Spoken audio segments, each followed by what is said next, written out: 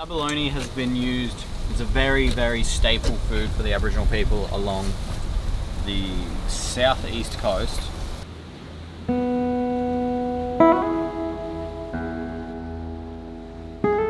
Different country here, it's cold, it's a lot colder waters than what we're used to, and different species of fish, so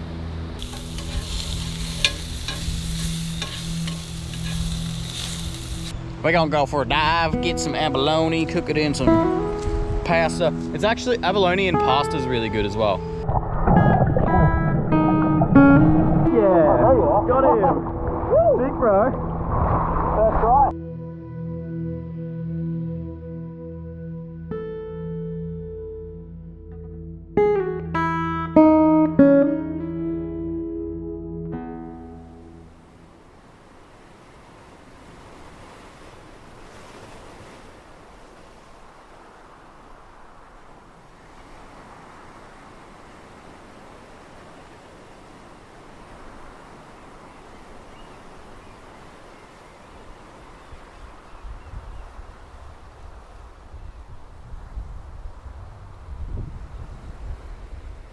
Jav was like, oh yeah, come dive with me, it'll be sweet.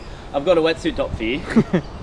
I got a cute little wetsuit top. Was this one of the girls? Like, oh, it's actually like so skinny. Dude, this is it's actually a surf top, but I reckon put it on, it'll still be warm. It stretches, it's really stretchy. Alright. This is our setup.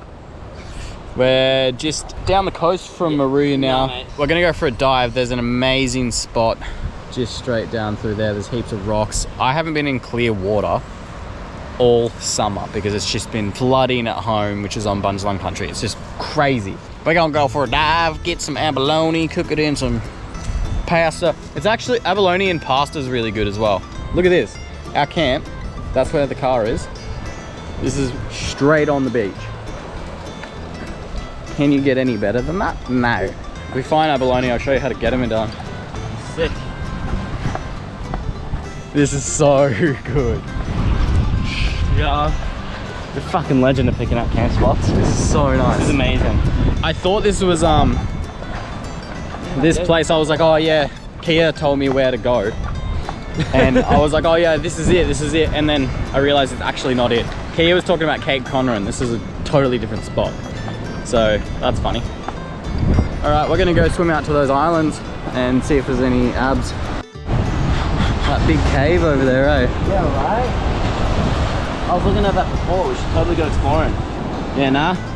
Yeah. I think it's that big cave over there. I'm pretty sure it's where the Aboriginal women used to have their babies. Oh. Birthing cave. Oh shit. So it's like women's business. Men aren't really meant to go in there. Fair enough. I don't know. But sick.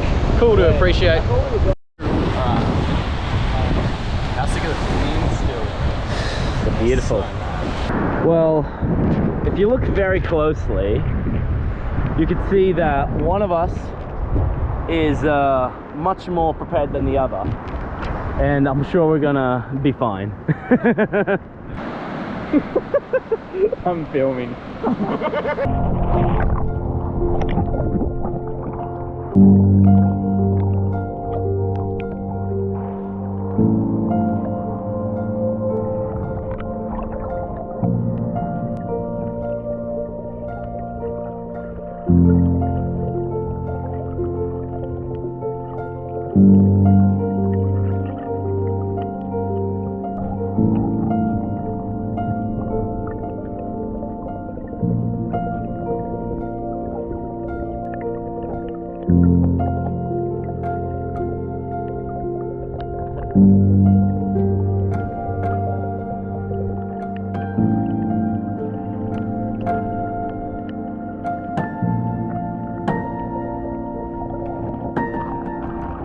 What you do is they got these suction lips on them. Yeah.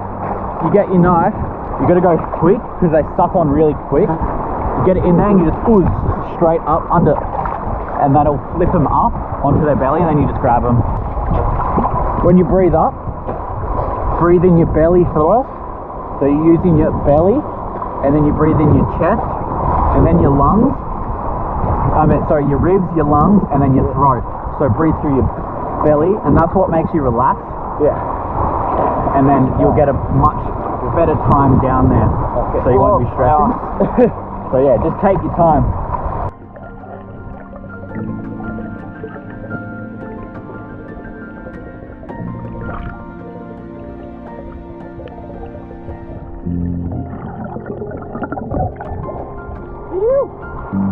Fuck yeah! Oh, there you are. Got him! Sick, bro! First try. Alright, take my knife and I'll put it in the bag. Yeah, right.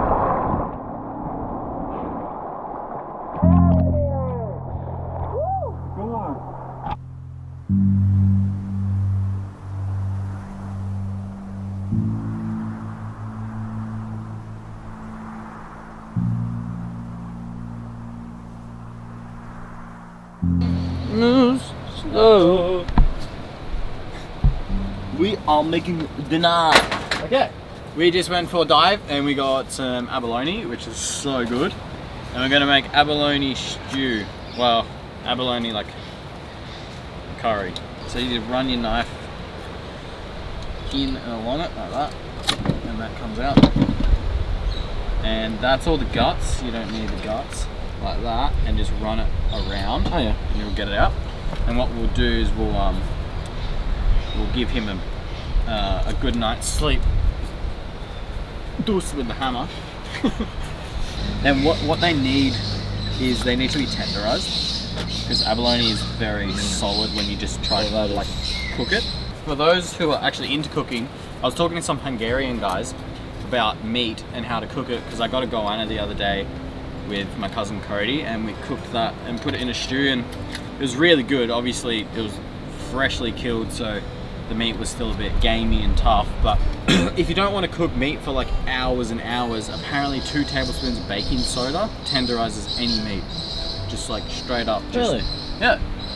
That's what, and like I trust Hungarians because they cook meat. Like that's their whole diet. They have really pretty looking shells. It looks like a rainbow shell almost if the light hits it right. So yeah, what we're gonna do is we're just gonna do abalone cooked with potatoes, tomato, celery, onion, and maybe mushrooms. Diving was really fun today. Yeah, that was great. That was a lot of fun. I have to admit, I was not confident in that. Yeah. I thought it was going to be way cold. Yeah. No, it was a vibe. No, it felt so good to be back in the water. Alright. I grabbed one of the fireplaces from across the road here, and it just was full of hardwood, all of this like Right. pre-bought firewood, and I was like, oh, sick. So we're just gonna have a beer, and we're gonna have a better beer, Hey. and we're gonna sit by the fire and eat our abalone stew.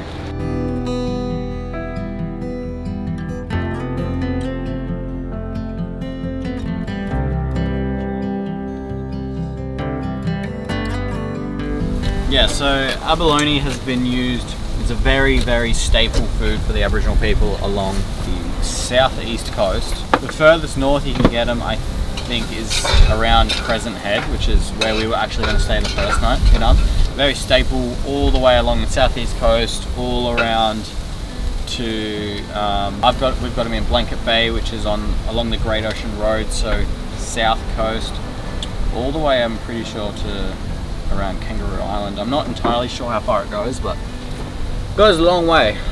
It's a great food, and there's heaps of different ways to cook it. If everyone remembers, these are my beautiful fins. Oh, it felt so good to use them again. Oh my god. To be diving again, it was just insane. Designed by my brother, Kyron, and they've come off a fair bit. These are on the Divar carbon blades, and we got them from Divar a while ago to test some designs, and they're so cool. I really like them. We've got a few more other designs, but I don't know where they went.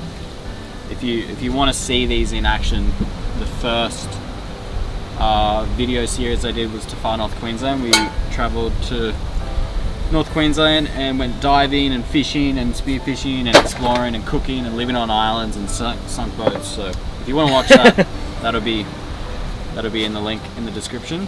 This is a new adventure. This is another journey me and Edan obviously went to school together. When we left school, we went to Melbourne. I went straight to Melbourne to go to uni, and Edan came straight as well. And we never really got that time to travel because of the spicy cough. The C word. Yeah, so that kind of messed up a lot of our travels. So we're taking this opportunity now to get out there and do as much travel as we can whilst things are open and whilst we can, because you never know when things are going to change again. The only shit thing is fuel is like $3 million per litre, so it's actually cost us so much money. It's insane. Yeah, I absolutely agree. Like, the way I've been seeing this trip is it's kind of like our generation or our year group's Bali trip, but yeah, a lot more tame. Yeah, we're going to go to Melbourne for until the 22nd of April, and then we're going to cruise back up the coast slowly, get back to our home around the 4th of May, and then stop there for about a week, and then keep cruising north to go to North Queensland again, which is around the same amount of, like, around the same time that I went last year, but different crew. We got Edan, we got Dylan, we got Chloe and Heidi, and all my friends from high school are going to be coming, so it's going to be a big trip of a whole big mob, and we're going to go. We got no real plan. That's the best plan, brother. And that's the plan we got. But yeah, we got boats, we got cars, we got camping gear, we got whatever we want, and we got a tip-top attitude. So yeah, stick around, subscribe if you like all of this. There's so much to come, so much. Kind of, but not very.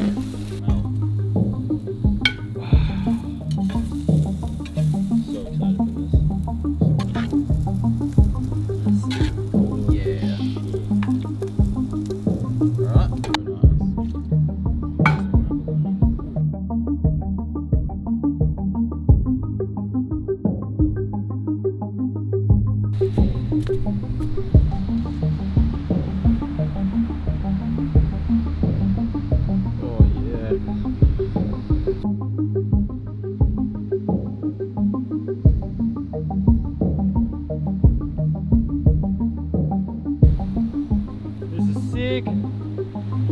Wow!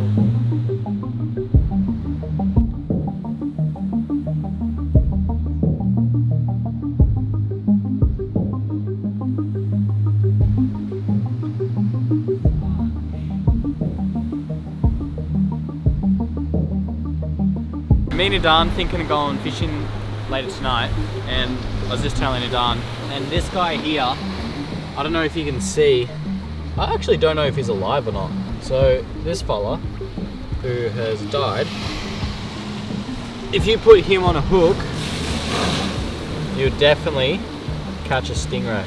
He's a bit old now, he's been dead for a while. On our dive, I was showing Edan that if you look at all the shells and you can see bits of crab and stuff, the stingrays go along the bottom and they pick up all the crabs and they feed on them. So we definitely know that there's shovel-nosed rays and stingrays out there that we can catch. And shovel-nosed rays are great eating.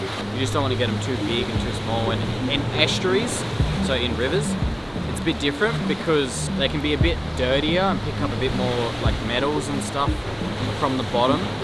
But in the ocean, it's a lot cleaner and fresher. And yeah, I'd love to get a stingray, and we can eventually, if you get a big enough one, you can make the spears. You get their barbs, and that's the traditional spears you can make.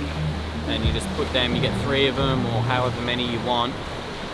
And yeah, it depends on what you're catching, but you can get the prongs and then make a spear out of it and go spearing, and that's it. So yeah, we'll try our luck tonight and see if we get any fish, but if not, we'll try out. Nah, we're gonna get some fish. We're gonna get We'll see. Think positive, think positive. Different country here, it's cold. It's a lot colder waters than what we're used to, and different species of fish. So yeah, we'll try it out, see what we get. I saw a few different species that we recognize, like brim and mullet and stuff like that. So yeah, we'll see how we go. I'm hungry, let's go. Let's go.